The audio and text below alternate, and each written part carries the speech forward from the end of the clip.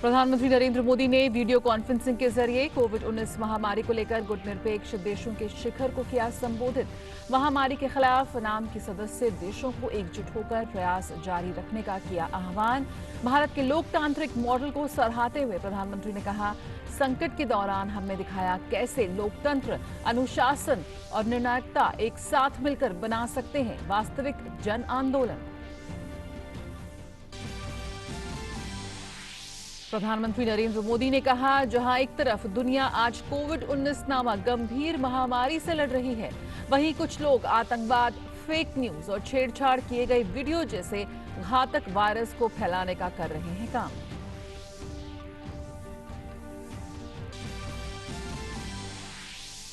जम्मू कश्मीर के हंदवाड़ा में सीआरपीएफ के 3 जवान शहीद। गाजियाबाद में हुई घटना। सीडीएस जनरल बिपिन रावत ने डीडी न्यूज से कहा कि पाकिस्तान को इसका मुंहतोड़ जवाब दिया जाएगा।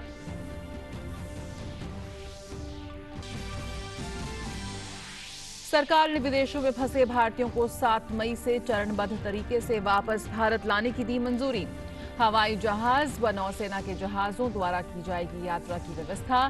दूतावास और उच्चायोग व्यथित भारतीय नागरिकों की बना रहे हैं सूची। रेलवे ने स्पष्ट किया कि देश में लॉकडाउन के चलते फंसे हुए मजदूरों को घर पहुंचाने के लिए किसी प्रकार का पैसा नहीं वसूला जा रहा। 85% रेलवे और बाकी 15% पैसा दे रही है राज्य सरकारें। टिकटों की बिक्री से किया इंकार। कहा, राज्य सरकारें तय करेंगी कौन यात्रा करेगा कौन नहीं।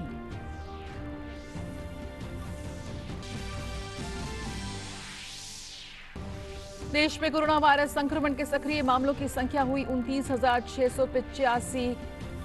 11,761 मरीज हुए स्वस्थ। संक्रमण की चपेट में आने से 1,389 लोगों की हुई मौत।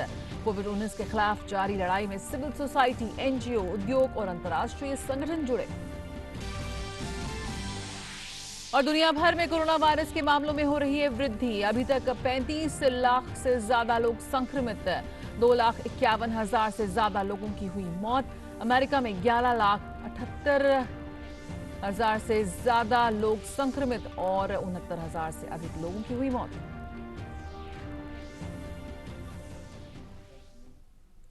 नमस्कार, समाचारों में आप सभी का बहुत बहुत स्वागत है। मैं हूं जया सिन्हा। शुरुआत करेंगे इस वक्त की अहम खबरों के साथ।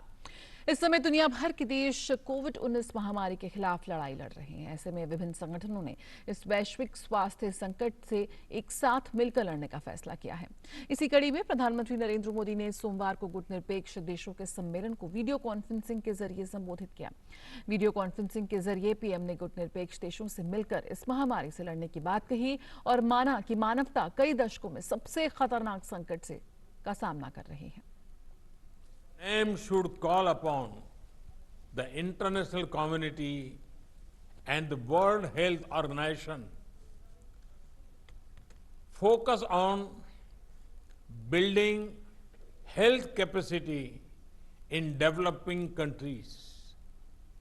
We should ensure equitable, affordable and timely access to health products and technology for all. We should develop a platform for all named countries to pool our experience, best practices, crisis management protocols, research and resources. Excellencies, in the founding spirit of movement, let us aim today to come together, not grow apart. Each of us can be saved from the pandemic only if we all are. Let us work as partners towards an inclusive and cooperative global response. प्रधानमंत्री नरेंद्र मोदी ने यह भी कहा कि जहां एक तरफ दुनिया आज कोविड-19 नामक इस गंभीर महामारी से लड़ रही है, वहीं कुछ लोग आतंकवाद, फेक न्यूज और छेड़छाड़ किए गए वीडियोस जैसे घातक वायरस फैला रहे हैं। Some people are busy spreading other deadly viruses such as terrorism, such as fake news and doctored videos to divide communities and countries. But today, I want to focus only on the positives. प्रधानमंत्री नरेंद्र मोदी ने कोविड-19 से निपटने में भारत के प्रयासों पर भी प्रकाश डाला। India's civilization sees the whole world is as one family. As we care for our own citizens, we are also extending help to other countries. To counter COVID-19, we have promoted coordination in our immediate neighborhood, and we are organizing online training to share India's medical expertise with many others. India is regarded as a pharmacy of the world, especially for affordable medicines. Despite our own needs, we have ensured medical supplies to over 123 partner countries, including 59 members of NAM. नाम शिखर सम्मेलन में भारत ने अपने लोकतांत्रिक model की बात की।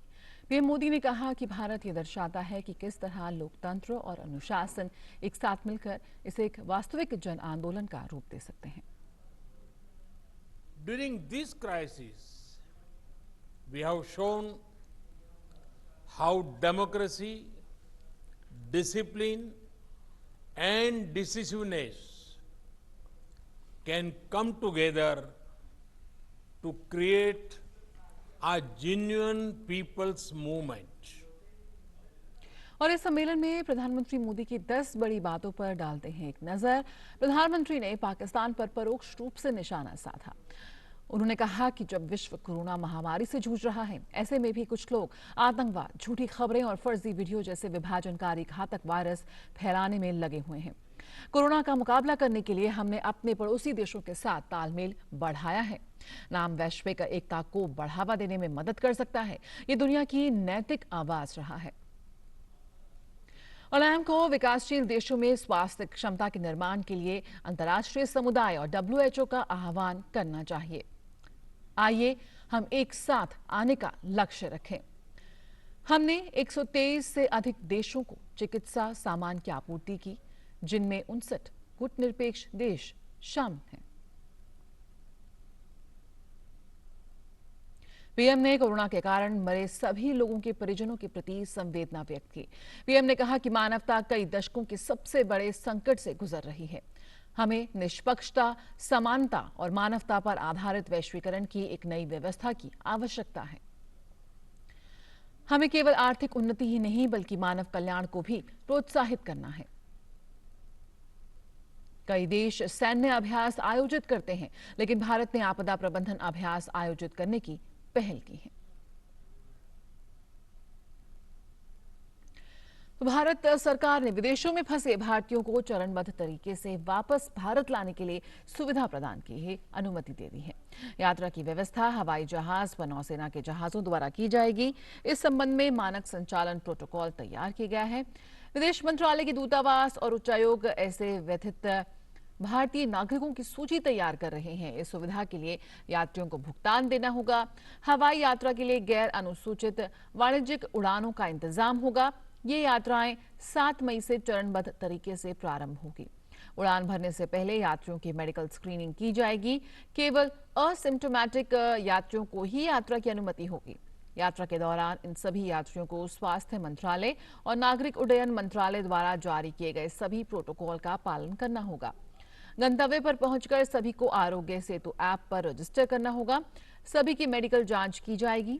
जांच के पश्चात संबंधित राज्य सरकार द्वारा उन्हें अस्पताल में या संस्थागत क्वारंटीन में 14 दिन के लिए भुगतान के आधार पर रखा जाएगा। 14 दिन के बाद दोबारा कोविड टेस्ट किया जाएगा और स्वास्थ्य प्रोटोकॉल के अनुसार अग्रिम कार्यवाही की जाएगी। विदेश मंत्रालय और नागरिक उड्डयन मंत्रालय शीघ्र ही इसके बारे में विस्तृत जानकारी वेबसाइट द्वारा साझा करेंगे। राज्य सरकारों को वापसी करने वाले भारतीयों के परीक्षण, क्वारंटीन और अपने राज्यों में आवाजाही की व्यवस्था बनाने के लिए सलाह दी जा रही है। देश में लॉकडाउन के चलते फंसे हुए मजदूरों को घर पहुंचाने की केंद्र और रेलवे के प्रयास पर राजनीति भी शुरू हो गई है, जिसके बाद केंद्र सरकार ने स्पष्ट किया है कि मजदूरों से किसी प्रकार का पैसा नहीं वसूला जा रहा, बल्कि 85% केंद्र सरकार वहन कर रही है। सिर्फ 15% पैसा राज्य सरकारें दे रही हैं। ये वो मजदूर हैं जो लॉकडाउन शुरू होने के बाद से अलग अलग राज्यों में फंसे हुए थे। अब जब उनको अपने घर जाने का मौका मिल रहा है तो उनकी खुशी साफ देखी जा सकती है। राज्यों के अनुरोध पर केंद्र सरकार और रेलवे ने ये इंतजाम किए हैं, लेकिन इन मजदूरों की घर वापसी पर भी सियासत शुरू हो गई।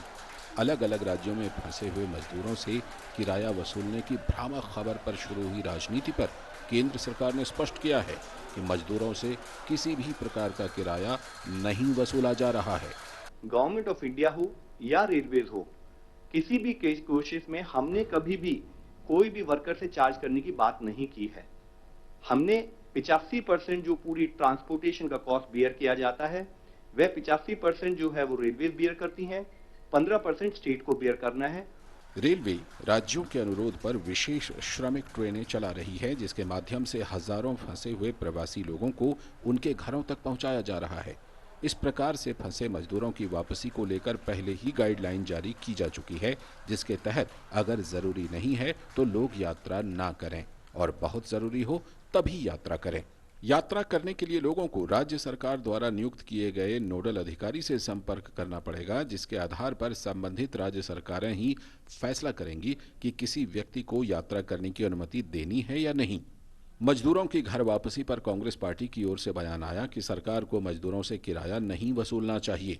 इस राजनीतिक बयानबाजी के बाद भाजपा भी कांग्रेस पर आक्रामक हो गई और कांग्रेस पर आरोप लगाया कि उनको इस प्रकार के संवेदनशील मुद्दे पर राजनीति से बचना चाहिए।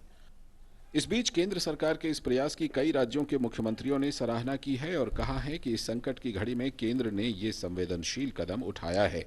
आंध्र प्रदेश, तेलंगाना, बिहार, मध्य प्रदेश जैसे तमाम राज्यों ने पूरा खर्चा उठाने की बात कही है, तो वहीं कुछ राज्य हैं जिन्होंने अभी तक ये फैसला नहीं लिया है।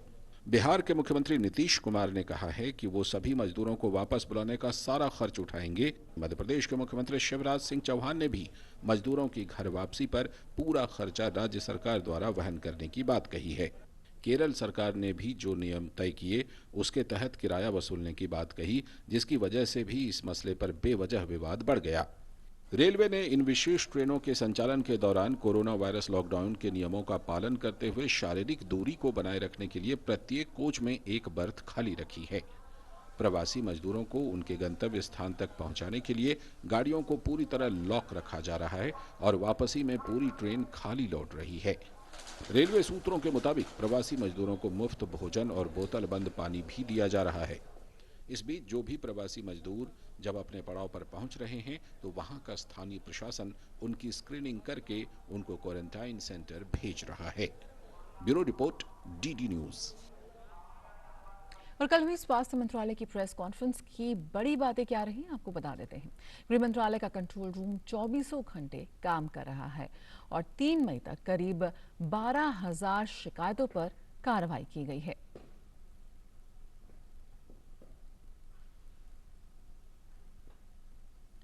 अंतर्राज्यीय मालवाहन परिवहन में कोई समस्या न आए, इस बात का ध्यान दे रहे हैं राज्य। और सुरक्षा बलों में बढ़ते संक्रमण के चलते एक परामर्श जारी किया गया है। कारागार और पुलिस कर्मियों के लिए विस्तृत दिशा निर्देश भी जारी किए गए हैं। और लॉकडाउन में दी गई है ढील। अर्थव्यवस्था और कामगारों की मदद के लिए ये ढील दी गई है, लेकिन ये सशर्त है। पूरे देश में ट्रेन, हवाई यात्रा, मेट्रो जैसी कई चीजों पर प्रतिबंध अभी भी जारी है। इस बीच जो रिकवरी रेट है वो बढ़कर 27.52% हो गया है। सामाजिक जिम्मेदारी समझकर लॉकडाउन में मिली छूट का सही से इस्तेमाल करना होगा। अब यही लोगों की जिम्मेदारी होगी और इसका उन्हें कड़ाई से पालन करना होगा। मामलों के दोगुना होने का समय अब 12 दिन हो गया है। इस वक्त देश में कुल 426 लैब काम कर रहे हैं, जिसमें से 315 सरकारी हैं और 111 प्राइवेट लैब हैं। जांच का कोई मुद्दा नहीं है, जरूरत के मुताबिक जांच बढ़ाई जा रही है।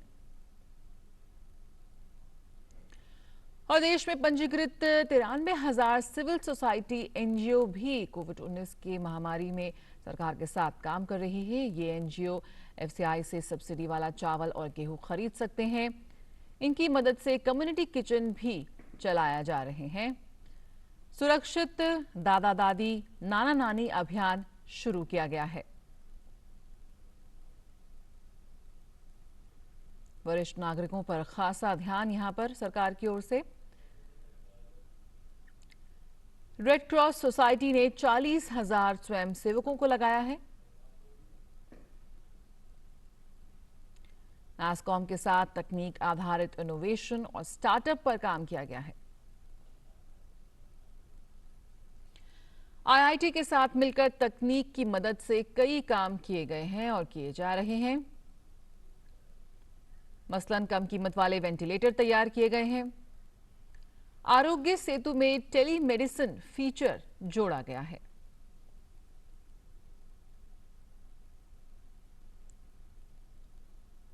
एक आंकड़े के अनुसार 9 करोड़ आरोग्य सेतु ऐप डाउनलोड हो चुके हैं और अगर आपने डाउनलोड नहीं किया है तो तुरंत इसे डाउनलोड करें। और संघ लोक सेवा आयोग ने कोविड-19 के चलते देशव्यापी लॉकडाउन के दूसरे चरण के बाद की स्थिति का जायजा लेने के लिए एक विशेष बैठक बुलाई। प्रतिबंधों के विस्तार पर विचार करते हुए आयोग ने फैसला किया कि वर्तमान हालात में परीक्षाएं और साक्षात्कार फिर से शुरू करना संभव नहीं है और इसलिए 31 मई 2020 को प्रस्तावित सिविल सेवा प्रारंभिक परीक्षा 2020 को स्थगित कर दिया गया है।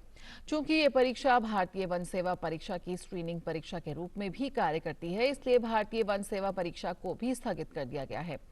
20 मई 2020 को फिर से परिस्थितियों की समीक्षा की जाएगी और इन परीक्षाओं के लिए नई तारीखों के बारे में उचित समय पर यूपीएससी की वेबसाइट पर सूचित किया जाएगा। स्थगित परीक्षाओं के लिए जैसे ही और जब भी फैसला किया जाता है, सुनिश्चित किया जाएगा कि अभ्यर्थियों को कम से कम 30 दिन पहले सूचना दे दी जाए।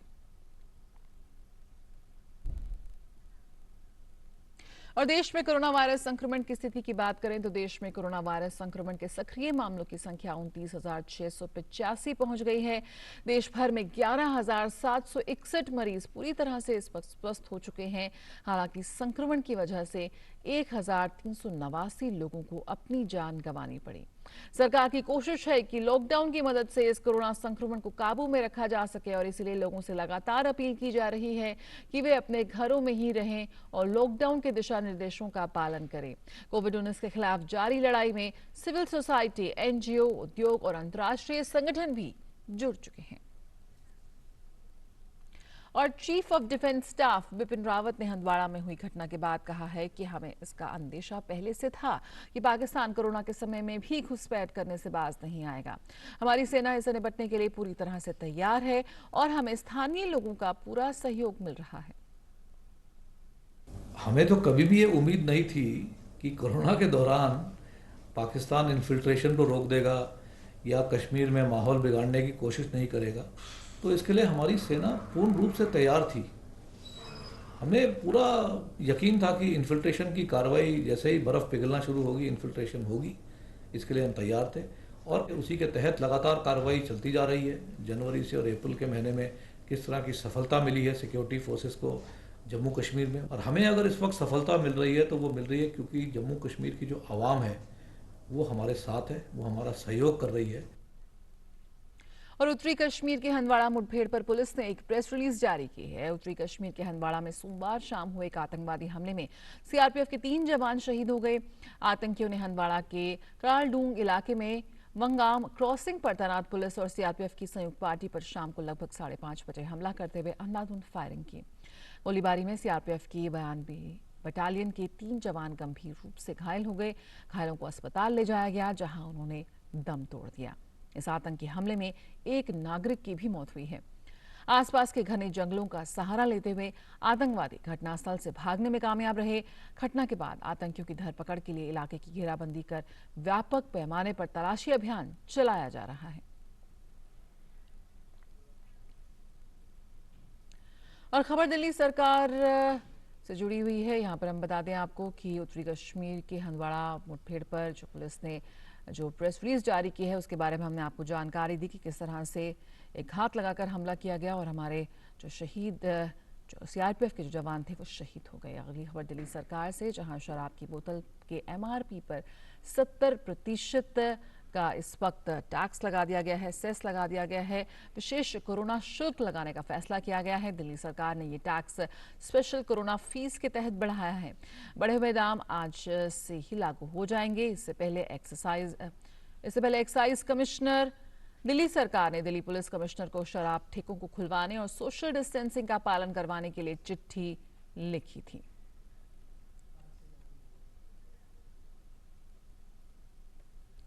और अरुणाचल प्रदेश के मुख्य सचिव नरेश कुमार ने बताया कि कोरोना संक्रमण के मद्देनजर देश में लॉकडाउन का तीसरा चरण शुरू हो गया है। केंद्र सरकार की गाइडलाइन के मुताबिक राज्य में सबसे पहले उत्तर पूर्वी राज्यों के बच्चों को अरुणाचल लाया जाएगा। हर एक जोन के लिए फ्रेमवर्क है, उस फ्रेमवर्क के तहत लॉकडाउन का पालन किया जाएगा। सरकार ने जो डिसीजन लिया है उसके चलते हुए ये हुआ है कि पहला फेज जो है उसको हम पहले नॉर्थ ईस्टर्न के जो हमारे बच्चे रह रहे हैं, यानी अरुणाचल के बच्चे जो नॉर्थ ईस्टर्न स्टेट्स में, तो उनको पहले अरुणाचल में लेकर आएंगे और ये प्रक्रिया हम परसों से शुरू कर देंगे। भारत सरकार ने पूरे देश को 3 हिस्सों में डिवाइड करा है। इनको ग्रीन जोन, ऑरेंज जोन और रेड जोन की बात करी है। तो हर एक जोन के लिए एक ओवरऑल फ्रेमवर्क है, जिस फ्रेमवर्क के तहत लॉकडाउन को रेगुलेट किया जाएगा। तो हमारा जो अरुणाचल पूरा राज्य है वो ग्रीन जोन में है। तो ग्रीन जोन के होते हुए बहुत सारी चीज़ें ऐसी हैं जिनको कि हमने परमिट किया है। अब उसमें चाहे आप जितना हमारा एग्रीकल्चर, हॉर्टिकल्चर और एलाइड एक्टिविटीज़ हैं, जो हमारी इंडस्ट्रियल एक्टिविटीज़ हैं, जो हमारे कमर्शियल इंस्टीट्यूशंस हैं, कंस्ट्रक्शन एक्टिविटीज़ हैं, वो सारी कार्रवाई शुरू होगी। और दुनिया भर में कोरोना वायरस के मामलों में तेजी से वृद्धि हो रही है। अभी तक 35 लाख से ज्यादा लोग इस वायरस से संक्रमित हो गए हैं। इस महामारी की चपेट में आने से 2,51,000 से ज्यादा लोगों की मौत हो चुकी है। अमेरिका में 11,78,000 से ज्यादा लोग संक्रमित हो चुके हैं और 69,000 से अधिक लोगों की मौत हो चुकी है। इस बीच करीब 6 सप्ताह बाद वॉशिंगटन लौटे अमेरिकी सीनेटर ने विधायी सत्र के दौरान सांसदों और कर्मचारियों को कोरोना वायरस से संक्रमित होने के जोखिम पर चिंता जाहिर की है। सीनेट का कामकाज शुरू होने के साथ ही पार्टी के नेताओं ने महामारी से निपटने के तरीके में अगले कदम पर पक्षपातपूर्ण मतभेदों पर सवाल खड़े किए। डेमोक्रेट और रिपब्लिकन नेताओं के बीच कोरोना वायरस कानून के मसौदे को लेकर मतभेद है। डेमोक्रेट चाहते हैं कि राज्य और स्थानीय सरकारों को $1 ट्रिलियन की मदद दी जाए। वहीं दूसरी ओर रिपब्लिकन ने किसी भी बिल को आगे बढ़ाने से पहले व्यापारों की सुरक्षा की शर्त रखी है। वॉशिंगटन में अभी भी स्टे एट होम आदेश लागू है। चिकित्सकों ने सांसदों को मास्क पहनने, 6 फुट की दूरी बनाए रखने और कैपिटल हिल में सीमित कर्मचारियों की सलाह दी है।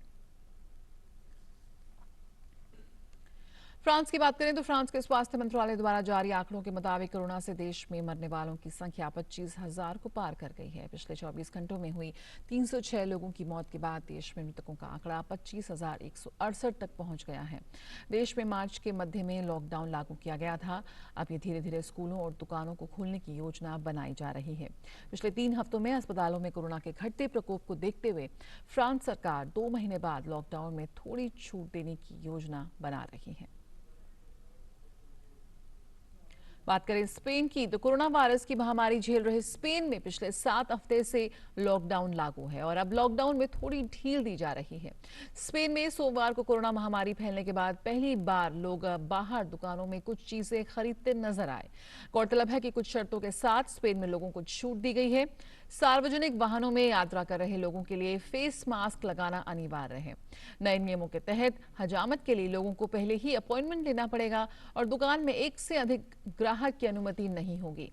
वहीं पिछले 24 घंटों में कोरोना वायरस के कारण 164 लोगों की मौत हुई है, जिससे देश में मरने वालों का आंकड़ा 25,428 पर पहुंच गया है। वहीं संक्रमण के मामलों की संख्या 2,18,000 से अधिक हो गई है। यूरोपीय देशों में कोरोना के मामलों में लगातार गिरावट आ रही है। इटली में फिलहाल इस वायरस की वजह से 29,000 से ज्यादा लोगों की मौत हो चुकी है, जबकि देश में कुल पॉजिटिव मरीजों की तादाद 2,11,000 से अधिक है। वहीं देश के सांख्यिकी ब्यूरो ने कोविड-19 से इटली में मौत के आंकड़ों की रिपोर्ट की तुलना में बहुत अधिक बताया है। उनके मुताबिक कई लोगों की मौत बिना जांच के ही हुई है, इसलिए आधिकारिक तौर पर मरने वालों की संख्या अधिक हो सकती है। हाल ही में इटली ने लॉकडाउन में आंशिक राहत देना शुरू किया है। लॉकडाउन में छूट के बाद इटली में करीब 2 माह बाद 45 लाख लोग वापस अपने काम पर लौट रहे हैं। इसके साथ ही यहां फैक्ट्रियों व अन्य कंपनियों में काम शुरू करने की अनुमति दी गई है। ज्यादातर दुकानें 18 मई तक बंद रहेंगी। होटल, रेस्टोरेंट और बार आदि में खाना व अन्य सामग्रियों को ले जाने की सुविधा है।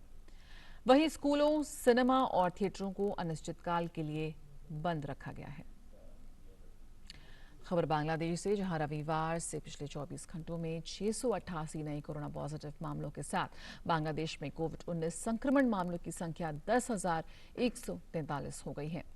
देश के स्वास्थ्य सेवा महानिदेशालय के अनुसार देश में 8 मार्च को पहले मामले का पता चलने के बाद से बांग्लादेश में एक दिन में कोरोना संक्रमितों की संख्या सबसे ज्यादा बढ़ी है।